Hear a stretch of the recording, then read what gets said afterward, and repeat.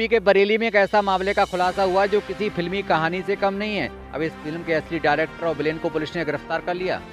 अभी तक आपने फिल्मों में देखा होगा कि किसी के मरने के बाद हूबहू उसी की तरह दिखने वाला शख्स खुद को असली बताकर दौलत पर कब्जा कर लेता है। ठीक इसी तरह एक मामला बरेली में सामने आया है। 2003 में मर चुके संतोष टंडन की जगह एक नटवर रान ने ले ली। इसके बाद करोड़ों की जमीन को पावर अटॉर्नी करा दी गई। इतना ही नहीं, हर जगह खुद को संतोष टंडन बताकर पेश करता रहा। अब पुलिस ने साथिर नटवरलाल सहित 2 और उसके साथियों को गिरफ्तार कर लिया। आपको बता दें, बरेली के रहने वाले संतोष टंडन की करोड़ों की जमीन इज्जतनगर थाना क्षेत्र में थी। संतोष टंडन बरेली छोड़कर लखनऊ चले गए थे, जहां 2003 में उनकी मृत्यु हो गई। इज्जतनगर थाना क्षेत्र के नैनीताल हाईवे पर करोड़ों की जमीन खतौनी में संतोष टंडन के नाम चल रही थी। आपको बता दें, कुछ महीने पहले संतोष टंडन की बेटी प्रियंका टंडन को पता चला कि उनके पिता के नाम की करोड़ों की जमीन किसी ने फर्जी संतोष टंडन पेश करके सौदा कर अग्रीमेंट कर लिया। इसके बाद ही इस बैंक में एक खाता खोला गया जिसमें लाखों का लेन देन भी किया गया। इसके बाद प्रियंका टंडन की शिकायत पर पुलिस अधीक्षक से की गई। पुलिस अधीक्षक के आदेश पर इज्जतनगर थाने में मुकदमा दर्ज किया गया। पुलिस की जांच की गई तो सच्चाई सामने आई, जिससे उनका सब हैरान रह गए। क्या कहा एसपी मानस पार्क ने, देखी हमारी खास रिपोर्ट। देखिए, नवंबर महीने के 23 तारीख को थाना इज्जतनगर जनपद बरेली में 2 मुकदमे लिखे गए। मुकदमा संख्या 862 और 863। जो मुकदमा संख्या 862 है उसमें तहरीर प्राप्त हुई। जो वादिनी थी उनका नाम श्रीमती प्रियंका टंडन। उनके द्वारा ये तहरीर दी गई कि उनके पिताश्री स्वर्गीय संतोष कुमार टंडन, जो कि 2003 में मर चुके थे, उनकी जगह और उन्हीं के नाम से एक व्यक्ति संतोष कुमार टंडन बनकर, जिसने कूट रचना करते हुए पहले तो आधार कार्ड, पैन कार्ड और बैंक अकाउंट खोला और उसी के साथ साथ एक ज़मीन का उन्होंने पहले मुख्तारे आम कराया और उसके उपरांत एक एग्रीमेंट तक करवा लिया।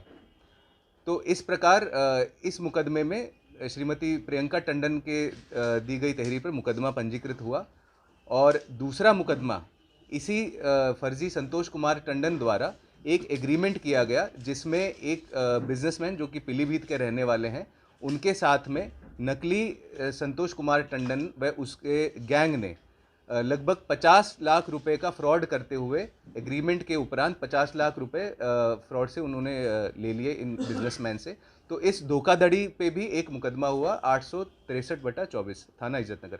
इन दोनों ही मुकदमे में जो फर्जी संतोष कुमार टंडन है उसे आज हम गिरफ्तार करके जेल भेज रहे हैं। उसका असली नाम राजू उर्फ राजदीप है। वह बरेली के ही भुता थाना क्षेत्र का रहने वाला है और उसके साथ में 2 और व्यक्तियों को अभी हम जेल भेज रहे हैं। एक का नाम बबलू कश्यप है और दूसरे का नाम ख्वाजुद्दीन है। दोनों ही सीबीगंज इलाके के रहने वाले हैं, जनपद बरेली के। और इसमें पूछताछ में जो अभी तक आया है वो इस प्रकार है कि इन दोनों व्यक्तियों ने, बबलू कश्यप और ख्वाजुद्दीन, इन दोनों ने मिलकर इस व्यक्ति को खड़ा किया जिसका नाम राजू है।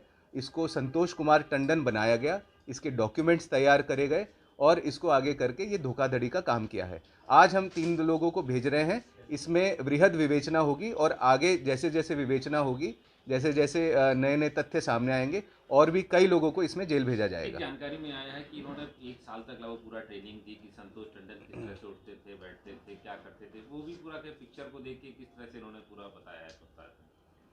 इन लोगों की पूछताछ में ये सामने आया है कि इन्होंने भी कई मूवीज़ देखी और उसके अंदर जिस प्रकार से किसी और के रूप में एक व्यक्ति को खड़ा करके और उसको पूरी तैयारी दी गई, तैयार किया गया, संतोष कुमार टंडन बना के उसको पूरा रटाया गया कि उसके फैमिली में कौन कौन है, कब वो पैदा हुए थे, कब वो बरेली से लखनऊ गए और उनके फैमिली के अन्य डिटेल्स, ये सारी तैयारियां इस गैंग के द्वारा कराई गई। राजू को संतोष कुमार टंडन बनने के लिए कितना लालच दिया गया?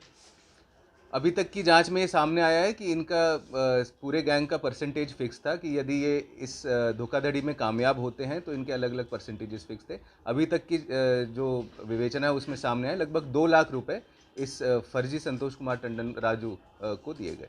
तो ये माना जाए कि बड़ा गैंग है और क्या पता पूछताछ में पता चले तो आगे और भी खुलासा होगा। जैसा कि मैंने बताया कि इसमें अभी ये फर्स्ट स्टेज है और इसमें आने वाले टाइम में और वृहद और गहन विवेचना की जाएगी और इसमें जितने भी लोग इन्वॉल्व हैं, जो कि कूट रचना में, धोखाधड़ी में इन्वॉल्व हैं, उन सभी को पकड़ के जेल भेजा जाएगा।